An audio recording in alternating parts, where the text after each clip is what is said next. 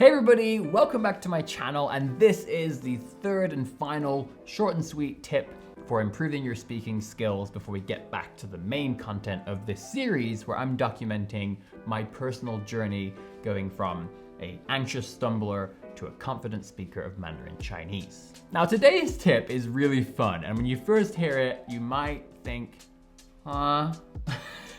But please stick with me, this is actually a really good one. So today's tip is actually to use novels to improve your speaking skills. Now let me explain. First of all, you're gonna have to choose a novel that contains some really rich, excellent dialogue. And I wanna give you some specific examples to make sure it's really clear what I mean today. So in French, I love reading novels in French, and one of my favorite authors is Marc Levy. He's written a ton of really nice books. They're very easy to read, and they typically do contain lots of dialogues. But one that I really love for this is a book called Mes Amis, Mes Amours, which is my friends, my loves. It's a really nice book. It's very easy to read. And that particular book follows the story of two best friends. In the beginning, they're texting back and forth. One's in Paris, one's in London. Then they both end up in the same place.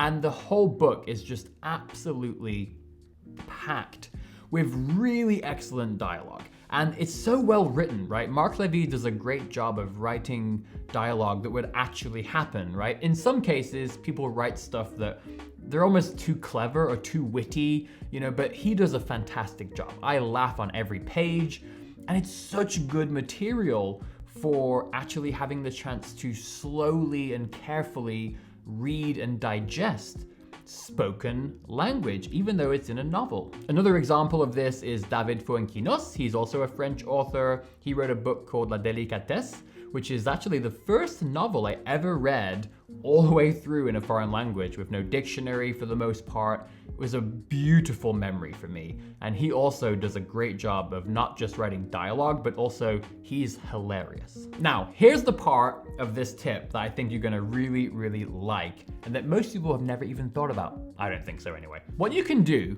is find a native speaker, right? This could be a friend, it could be a partner, a loved one, or it could even be a tutor. This is a perfect thing to do with a tutor. And what you can do is actually act out the dialogues from the book. So you could say to your tutor, hey, for the next lesson or two, I want to do something different, something really fun. I want to take this dialogue.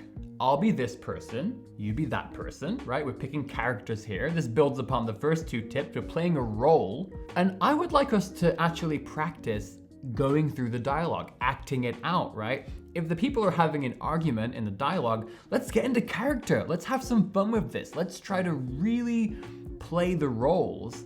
And I want you, the native speaker, I want you to help me pick out the things that I'm doing wrong, right? It could be pronunciation mistakes. It could be mistakes in the rhythm and the intonation. This is a fantastic way to actually get into character, because very often when you talk to native speakers, when you have a tutor, when you're in this sort of teaching mode, we almost do it in a vacuum of sorts, right? Like we learn language, we discuss language, but we don't do it in character, in context. And that doesn't always translate into a real speaking situation. And that's why sometimes we can be a bit robotic and unconfident. And that's why when you talk to your tutor or your teacher or whatever it is, you might actually say the sentence correctly because we're in this sort of abstract context. So they don't realize some of your mistakes. But when you do this wonderful exercise of acting out a dialogue, it gives the other person a chance to really pick out the things you could improve. Now, in the case of Mes Amis, Mes Amours, these two characters are constantly just bantering. There's so much banter, there's so much sarcasm, wonderful French humor. So it's a wonderful thing to act out with somebody. And I just think it's such a cool thing to do. It's so much fun. And it's really, really good. And like I said, because you have the book, you can read the dialogue. You don't need a transcript or anything else.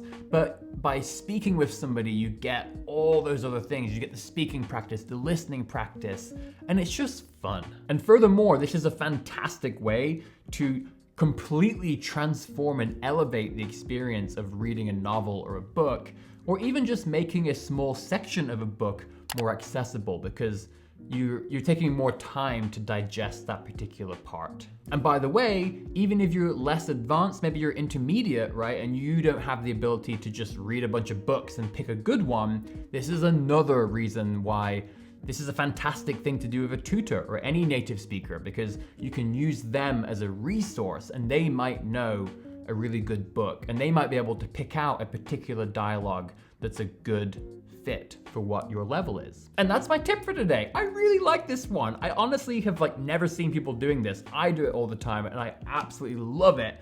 And I want to do more of this in the future now that I'm going to be really trying to do more speaking. And that is the end of our third and final short and sweet tip. This one wasn't so short, but I think it was very sweet. So hopefully it balances out. Please do let me know in the comments what you think. I'm very curious about this one. And of course, if you enjoyed this video, please give me a like. It really helps. And I'll see you back here for the next video.